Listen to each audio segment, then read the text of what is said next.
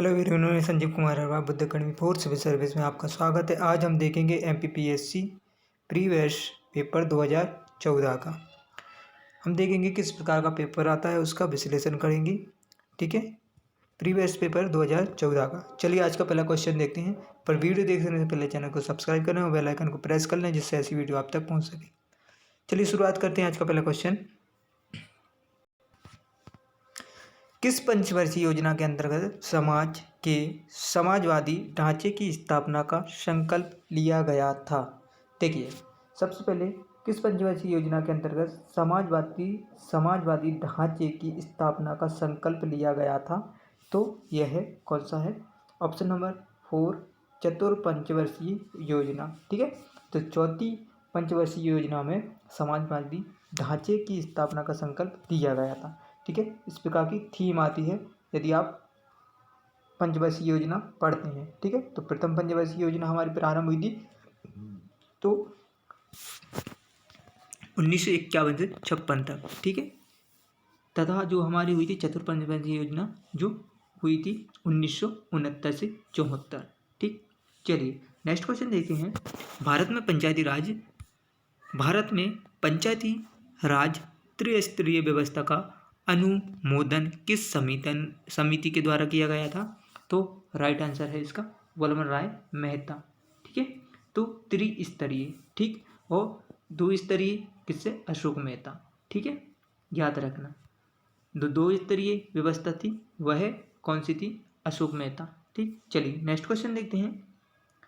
वर्ष 2011-12 को आधार वर्ष मानते हुए वर्ष 2013-14 में भारत की औद्योगिक विकास दर क्या थी? तो औद्योगिक विकास दर इसमें ऑप्शन राइट आंसर इसका है तो 4.5%। ठीक है, चलिए नेक्स्ट क्वेश्चन देखते हैं। यह पेपर एक विश्लेषण कर सकते हो क्योंकि पेपर का पैटर्न जो नया है वो बदल गया है। ठीक है, आप इससे एक विश्लेषण कर सकते हैं किस प्रकार का पेपर आते हैं, किस प्रकार के क्वेश्चन आते हैं। ठीक, चलिए नेक्स्ट क्वेश्चन देखते हैं। भारतीय जनता पार्टी के गठन के पश्चात इसके प्रथम अध्यक्ष कौन थे? तो राइट आंसर है इसका AB वाजपेयी। ठीक है, अटल बिहारी वाजपेयी। चलिए नेक्स्ट क्वेश्चन देखते हैं। राज्य विधान परिषद का प्रावधान भारतीय संविधान के किस अनुच्छेद में है? ठीक है, तो देखिए, राज्य की जो विधान परिषद का प्रावधान भारतीय अनुच्छेद के किस अनुच्छेद में है? तो राइट आंसर है इसका बी, ऑप्शन नंबर बी। तो 171 में विधान परिषद का गठन का प्रावधान है। ठीक है, गठन का प्रावधान है। चलिए नेक्स्ट क्वेश्चन देखते हैं। भारतीय साम्यवादी दल का विभाजन 2 दलों में CPI और CPIM में किस वर्ष में हुआ था? तो देखिए, तो भारतीय साम्यवादी जो दल था इसका विभाजन CPI और CPM में हुआ था तो 1964। ठीक है, 1964 में। चलिए, ठीक है, चलिए नेक्स्ट क्वेश्चन देखते हैं। अंतःस्थलीय अववहन नदी का उदाहरण है? तो देखिए, इसका जो अंतःस्थलीय अववहन नदी का उदाहरण है तो इसका राइट आंसर है B, option number B, Ghaghara. ठीक है, चलिए नेक्स्ट क्वेश्चन देखते हैं। हिमालय की ऊंची चोटी कंचनजंगा कहाँ स्थित है? तो सिक्किम में। चलिए नेक्स्ट क्वेश्चन देखते हैं। नेक्स्ट क्वेश्चन, डरबन नगर कहाँ स्थित है? तो ऑप्शन नंबर राइट आंसर है दक्षिण अफ्रीका में। ठीक है, चलिए नेक्स्ट क्वेश्चन देखें। कर्क रेखा गुजरती है तो कहाँ से गुजरती है? तो इन सभी, ठीक है, मध्य प्रदेश, त्रिपुरा, मिजोरम। ठीक है, देखिए कर्क रेखा कहाँ कहाँ से गुजरती है? तो गुजरात, राजस्थान। क्रम याद रखना आप। ठीक है, जैसे कि आप इस प्रकार हमारा भारत का मैप है। ठीक है जी, तो आप याद रखना इस क्रम से। तो गुजरात, राजस्थान, मध्य प्रदेश, झारखंड, छत्तीसगढ़, पश्चिम बंगाल, मिजोरम। ठीक है, तो ये आपको ज्ञात रखना है। ठीक, चलिए नेक्स्ट क्वेश्चन देखते हैं। भारत सरकार ने किस वर्ष में 14 प्रमुख निजी बैंकों का राष्ट्रीयकरण किया था? देखिए, तो कब किया था? यह राइट आंसर है ऑप्शन नंबर सी 1969 में 14 बैंकों का राष्ट्रीयकरण। ठीक है, इस टाइम पे इंदिरा गांधी प्रधानमंत्री काल में किया गया था। इसके बाद 6 बैंकों का राष्ट्रीयकरण 1980 में किया गया था। ठीक है, चलिए नेक्स्ट क्वेश्चन देखते हैं। भारत पाकिस्तान के किस युद्ध के पश्चात बांग्लादेश एक स्वतंत्र राष्ट्र के रूप में स्थापित हुआ था? तो बांग्लादेश, देखिए IMP क्वेश्चन है, याद रखना। भारत पाकिस्तान के किस युद्ध के पश्चात बांग्लादेश एक स्वतंत्र राष्ट्र के रूप में स्थापित हुआ था? तो राइट आंसर है दिसंबर 1971। ठीक है, तो भारत पाक के युद्ध दिसंबर 1971 के पश्चात बांग्लादेश एक स्वतंत्र राष्ट्र के रूप में स्थापित हुआ था या प्रदुहार। चलिए नेक्स्ट क्वेश्चन देखते हैं। चिल्का झील किस राज्य में स्थित है? तो उड़ीसा में। चलिए नेक्स्ट क्वेश्चन देखते हैं। चिल्का झील भारत की खारे पानी की सर्वाधिक बड़ी झील है। यदि आपसे पूछा जाए तो चिल्का झील भारत की सबसे बड़ी, ठीक है, सर्वाधिक बड़ी झील है। ठीक है, उड़ीसा राज्य में। चलिए नेक्स्ट क्वेश्चन देखते हैं। सुंदर डेल्टा का निर्माण करने वाली नदियां हैं। तो सुंदर डेल्टा का निर्माण करने वाली नदियां गंगा और ब्रह्मपुत्र। ठीक है, चलिए नेक्स्ट क्वेश्चन देखते हैं। अखिल भारतीय मुस्लिम लीग की स्थापना किस वर्ष हुई थी?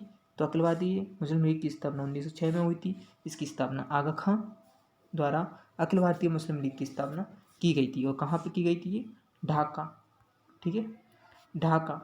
ढाका कहाँ है ना? बांग्लादेश। याद रखना, आपसे पूछ सकता है।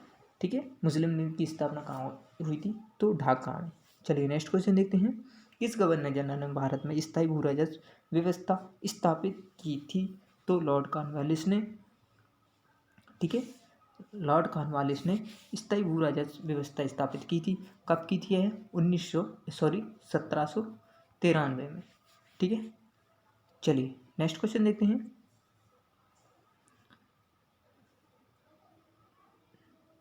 नेक्स्ट क्वेश्चन देखते हैं।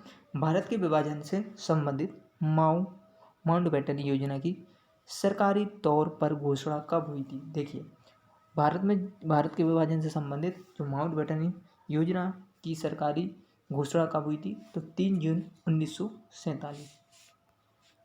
सॉरी, तो 3 जून 1947। चलिए नेक्स्ट क्वेश्चन देखते हैं। वर्ष 1938 के लिए भारतीय राष्ट्रीय कांग्रेस का अध्यक्ष किसे चुना गया था? तो किसको चुना गया था? सुभाष चंद्र बोस। ठीक है, सुभाष चंद्र बोस को 1938 में कौन से हरि त्रिपुरा अधिवेशन कांग्रेस की 52वीं अधिवेशन में इसमें भारतीय राष्ट्रीय कांग्रेस के अध्यक्ष सुभाष चंद्र बोस चुने गए थे। निम्न में से किस मुगल सम्राट ने शिक्षा संबंधी सुधार किए थे? तो शिक्षा संबंधी सुधार किसने किए थे? अकबर ने। ठीक है, किस मुगल सम्राट ने शिक्षा के क्षेत्र में सुधार किए थे? तो अकबर ने। याद रखना आप। चलिए नेक्स्ट क्वेश्चन देखते हैं। निम्न में से किस सिख गुरु ने खालसा पंथ की स्थापना की थी? तो खालसा पंथ की स्थापना किसने की थी? तो ऑप्शन है इसका गुरु गोविंद सिंह, राइट आंसर। तो गुरु गोविंद सिंह ने 1699 ईस्वी में बैसाखी के दिन खालसा पंथ की स्थापना की थी। याद रखना आप, आपसे पूछा जाए इस प्रकार प्रश्न तो आप याद रखना। चलिए नेक्स्ट क्वेश्चन देखते हैं। शिवाजी के शासनकाल में विदेश मंत्री को कहा जाता था?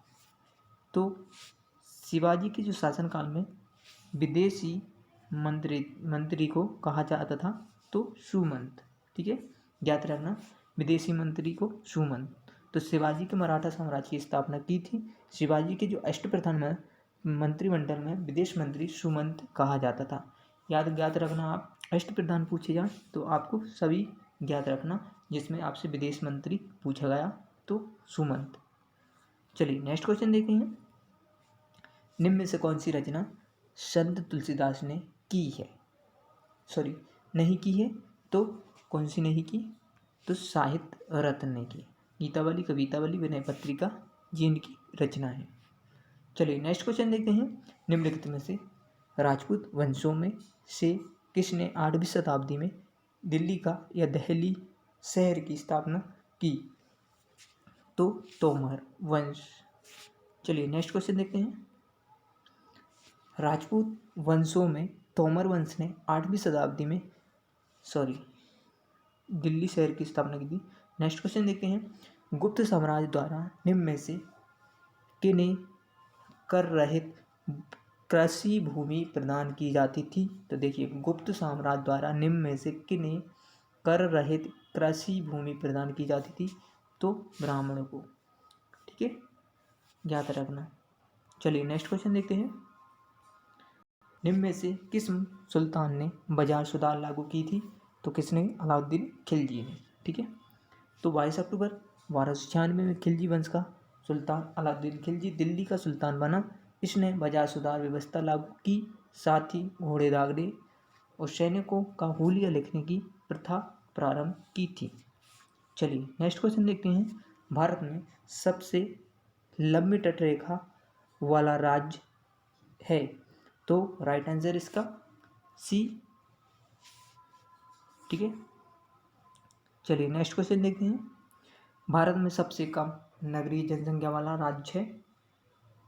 तो भारत में सबसे कम जो नगरीय जनसंख्या वाला राज्य है वह हमारा सिक्किम है। ठीक है, 2011 की जनगणना के अनुसार भारत की कुल जनसंख्या 121 करोड़ समथिंग थी। ठीक है, जिसमें ग्रामीण जनसंख्या का प्रतिशत था तो 68.8%, जबकि नगरीय जनसंख्या 31.3%। चलिए नेक्स्ट क्वेश्चन देखते हैं।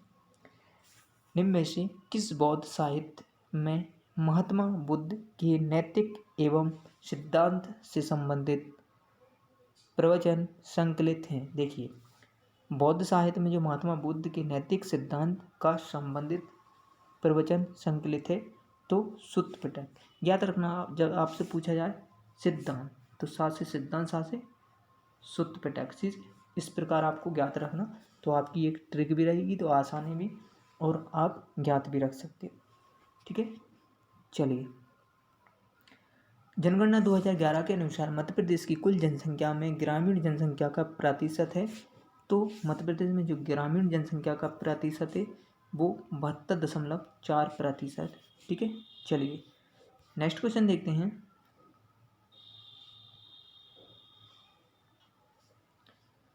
नेक्स्ट क्वेश्चन, मध्य प्रदेश में अफीम की खेती किस जिले में होती है? तो मंदसौर में। ठीक है, चलिए नेक्स्ट क्वेश्चन देखते हैं।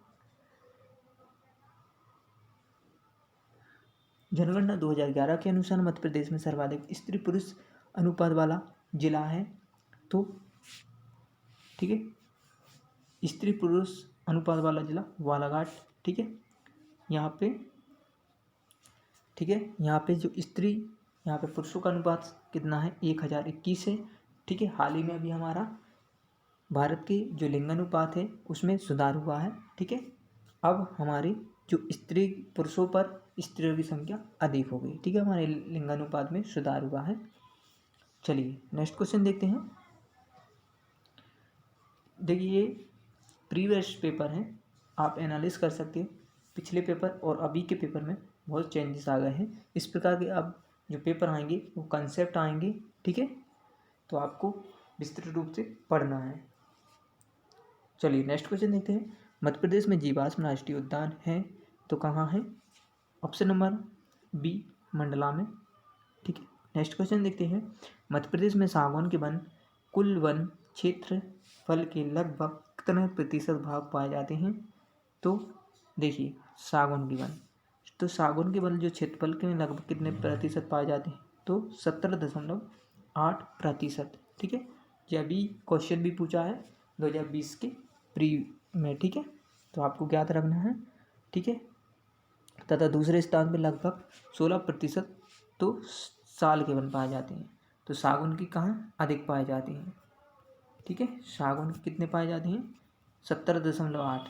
ठीक है, और सागौन की 16। चलिए नेक्स्ट क्वेश्चन देखते हैं। मध्य प्रदेश में वर्तमान में सिंचाई क्षमता लगभग कितने लाख हेक्टेयर है? तो जो मध्य प्रदेश में वर्तमान में सिंचाई क्षमता लगभग कितने हेक्टेयर लाख है?